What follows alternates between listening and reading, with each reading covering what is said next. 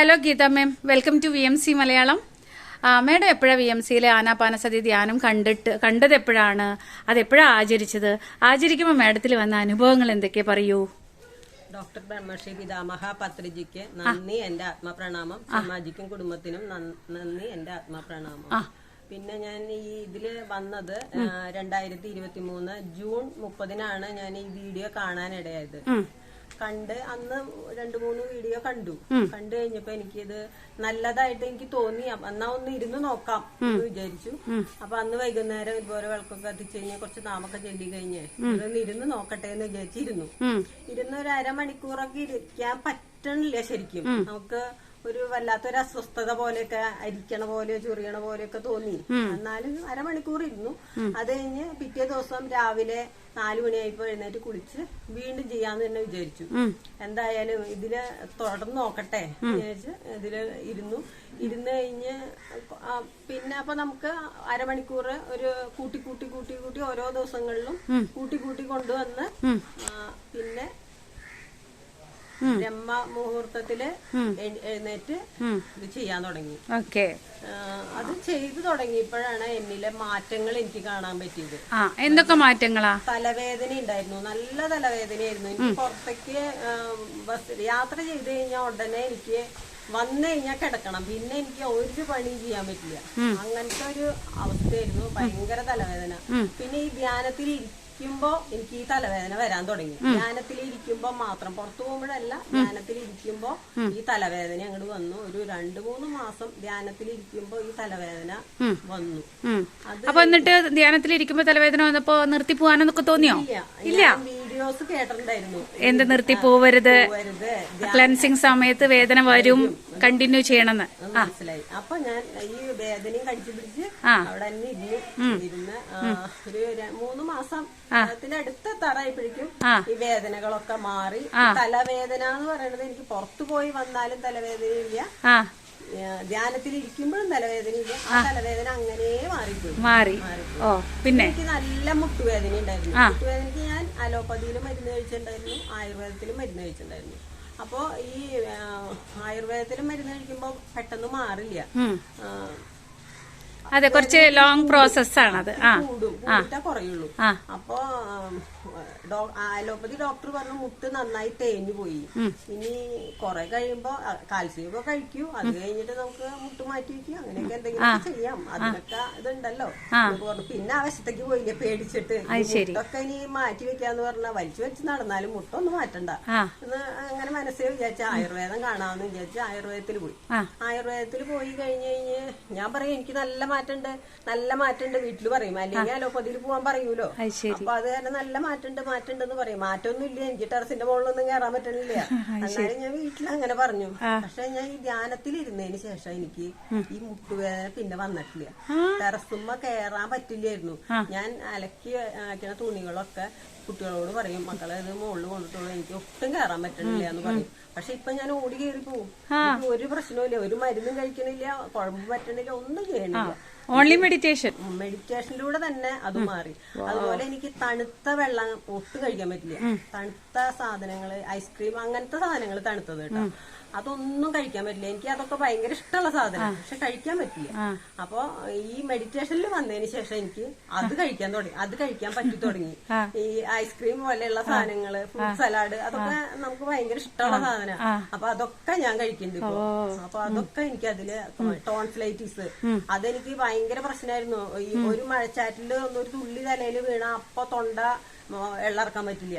പിന്നെ ഈ ഉപ്പുവെള്ളം കൊണ്ട് അങ്ങനെയൊക്കെ നടക്കണം. പിന്നെ കൂടി കഴിഞ്ഞാൽ ആന്റിബയോട്ടിക് കഴിക്കണം, അങ്ങനെയൊക്കെ ആയിരുന്നു. അപ്പൊ ആ ഒരു ടോൺസിലൈറ്റീസ് ഇപ്പൊ ഇല്ല. പിന്നെ എനിക്ക് ഏത് സമയത്തും കുളിക്കാനൊന്നും പറ്റില്ല. എന്ന് രാവിലെ ഞാൻ കുളിക്കും. ആ രാവിലെ കുളിച്ചു കഴിഞ്ഞാൽ ആ രാവിലെ മാത്രമേ കുളിക്കാൻ പാടുള്ളൂ, വൈകുന്നേരം കുളിക്കാൻ പറ്റില്ല. വൈകുന്നേരം ആയാൽ അപ്പൊ കുളിച്ചാൽ നീരിറങ്ങും, തൊണ്ടവേദന എടുക്കും. അങ്ങനെ രാവിലെ കുളിക്കുന്ന കാരണം ആ കുളി രാവിലെ നടക്കും.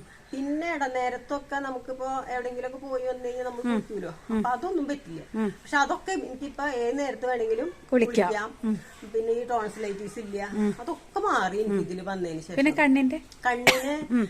കണ്ണിന് ഉണ്ടായിരുന്നു, കണ്ണിന് ഒരു പൊട്ടല് വന്നിട്ടുണ്ടായിരുന്നു. അപ്പൊ അത് കൃഷ്ണമണിയിലാണ് പൊട്ടലുണ്ട്. കൃഷ്ണമണിയില് 2 കണ്ണിലും പൊട്ടൽ വന്നിട്ടുണ്ടായിരുന്നു. അത് മരുന്നൊക്കെ കൊമ്പ് കൊണ്ടിട്ട് അല്ലെ? കൊമ്പ് കൊണ്ടിട്ട് പൊട്ടൽ വന്നിരുന്നു. അപ്പൊ അത് മാറി, മരുന്നൊക്കെ കഴിച്ചതിന് ശേഷം മാറി. പക്ഷെ ഈ കണ്ണില് ഇങ്ങനെ നമുക്ക് രാത്രിയൊക്കെ പെട്ടെന്ന് ഉറങ്ങി കഴിഞ്ഞിട്ട് ആരെങ്കിലും വിളിച്ചു കഴിഞ്ഞാൽ നമുക്ക് പെട്ടെന്ന് വിളി കേട്ടിട്ട് കണ്ണ് തുറക്കാൻ പറ്റില്ല. അവിടെ കണ്ണടച്ചിരുന്ന് പതുക്കെ പതുക്കെ കണ്ണിങ്ങനെ ചിമ്മി അതിനെ ഒന്ന് ഉണർത്തിയിട്ട് അങ്ങനെയൊക്കെ വേണം എനിക്ക് കണ്ണ് തുറക്കണമെങ്കിൽ. പെട്ടെന്ന് കണ്ണ് തുറന്ന കണ്ണീന്ന് നന്നായി വെള്ളം കുടുകുടുന്നതിന് വെള്ളം വരിക മാത്രമല്ല ഭയങ്കര വേദനയാണ്. അപ്പൊ എനിക്ക് അതൊന്നും പറ്റില്ല. അപ്പൊ ഒരു ജെല്ലുണ്ട് ആസ്പത്രിയിൽ നിന്ന്, കണ്ണിന്റെ ഡോക്ടർ ഒരു ജെല്ല് തന്നിട്ടുണ്ടായിരുന്നു. ആ ജെല്ല് രാത്രിയിൽ പുരട്ടിയിട്ട് വേണം കിടക്കണമെങ്കിൽ. പിന്നെ ഒരു തുള്ളി മരുന്ന് 4 നേരം ഒഴിക്കണം. അത് എനിക്ക് എല്ലാ കാലത്തും ഒഴിക്കണം, മരിക്കണ വരെ ഒഴിക്കണം എന്നാ പറയണത്. അങ്ങനെയായിരുന്നു ആ മരുന്ന് ഒഴിക്കണം എന്ന് പറഞ്ഞു. അപ്പൊ അത് 2 ഞാൻ ചെയ്യാറുണ്ട്. പക്ഷെ ഈ ഇതില് വന്നതിന് ശേഷം നമ്മളെ ഇടയ്ക്കൊക്കെ മറക്കൂലോ മരുന്നൊക്കെ ഒഴിക്കാൻ. അപ്പൊ പിന്നെ ഈ അങ്ങനെയുള്ള ദിവസങ്ങളിലൊന്നും കണ്ണിന് ഒരു കുഴപ്പമില്ല.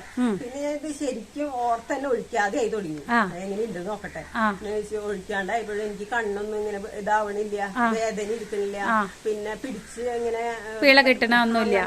പീള കെട്ടലല്ല, ഒട്ടിപ്പിടിക്കുക, ഡ്രൈ ആവുക കണ്ണ്. അതാണ് എനിക്ക്. അപ്പൊ അപ്പൊ ഡ്രൈ ആവണില്ല. അപ്പൊ ഞാൻ ഇപ്പൊ എന്ത് ചെയ്തു, ആ ജെല്ല് നിർത്തി പുതിയ ഡോക്ടർ അടുത്ത് പോയിണ്ടായിരുന്നു. ഇത് കാണുന്നതിന് ജൂൺ ഒരു 25-ാം തീയതി ഒക്കെ പോയിണ്ടായിരുന്നു. ആ പുതിയ ട്യൂബ് ഇപ്പോഴും അവിടെ ഇരിക്കുന്നുണ്ട്. ഞാനത് തൊട്ടിട്ട് പോലും ഇല്ല. ആ മരുന്നും ആ ട്യൂബും ഞാൻ തൊട്ടിട്ടില്ല. പിന്നെ എനിക്ക് ഇന്ന് വരെ ആ കണ്ണിന് ഒരു പ്രശ്നം വന്നിട്ടില്ല.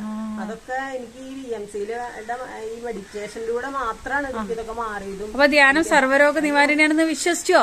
സർവ്വരോഗമല്ല, എന്തിനു വേണമെങ്കിലും, രോഗങ്ങൾക്ക് മാത്രമല്ല, നമ്മുടെ മനസ്സിനും നമ്മുടെ ശരീരത്തിന് മനസ്സുഖവും ശാന്തി സമാധാനവും കുടുംബത്തെ എല്ലാവർക്കും എല്ലാ നന്മയും ഈ മെഡിറ്റേഷനിലൂടെ കിട്ടും. അതെ, ആരോഗ്യം മാത്രമല്ല എല്ലാ നന്മയും കിട്ടും.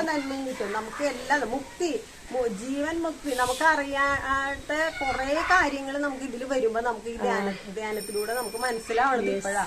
നമുക്കൊന്നും അറിയില്ലായിരുന്നു. അമ്പലത്തിലൊക്കെ പോകുമ്പോ നമുക്ക് അമ്പലത്തിൽ പോവാ, തൊഴുക, പ്രാർത്ഥിക്കുക, അങ്ങനത്തെ ഒരു ഇതായിരുന്നു. പക്ഷെ നമുക്ക് ഇതിൽ വരുമ്പോ അതിനേക്കാൾ കൂടുതൽ കാര്യങ്ങൾ നമുക്ക് അറിയാൻ പറ്റുന്നുണ്ട്. അത് ചെയ്യുന്നുണ്ട്. എല്ലാവരോടും ഞാൻ പറയുന്നുണ്ട്, അവരൊക്കെ ചെയ്യട്ടെ.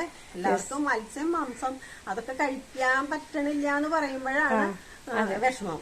അതെ, എല്ലാം ചെയ്തിട്ട് ധ്യാനം കൂടി ചെയ്യാന്ന് വെച്ചാൽ ഓക്കെ. പക്ഷെ അങ്ങനെ ആവുമ്പോ ധ്യാനത്തിന്റെ ഒരു ശക്തി അറിയാൻ പറ്റില്ല അവർക്ക്.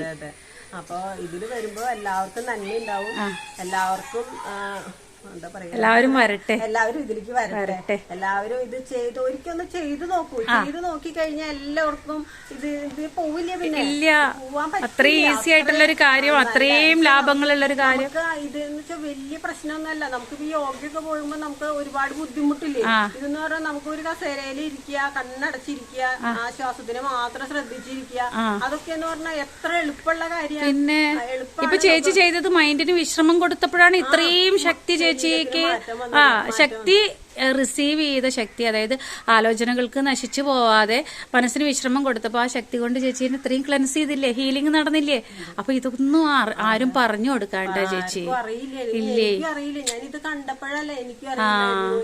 ഇപ്പൊ ഈ ഇവരൊക്കെ ഇവിടെ അടുത്തുണ്ട്, ഇവിടെ അടുത്തുള്ള ആൾക്കാരൊക്കെ ചെയ്യുന്നുണ്ട്. പക്ഷെ നമുക്കിതൊന്നും അറിയില്ല. പക്ഷെ ഇങ്ങനെ ഒരു ഗ്രൂപ്പ് വന്നപ്പോ നമുക്കിപ്പോ എല്ലാവരെയും അറിയാം. ഗ്രൂപ്പിലുള്ള ആൾക്കാരൊക്കെ അറിയാൻ പറ്റി, നമുക്ക് കാണാൻ പറ്റി, അവരോടൊക്കെ ചോദിക്കാൻ പറ്റും, അല്ലെങ്കിൽ ഇന്ന സ്ഥലത്തേക്ക് പോവാം പറയാനൊക്കെ ഗ്രൂപ്പുള്ളത് കൊണ്ട് ഒരുപാട് നമുക്ക് സൗകര്യങ്ങളായി ഇപ്പൊ.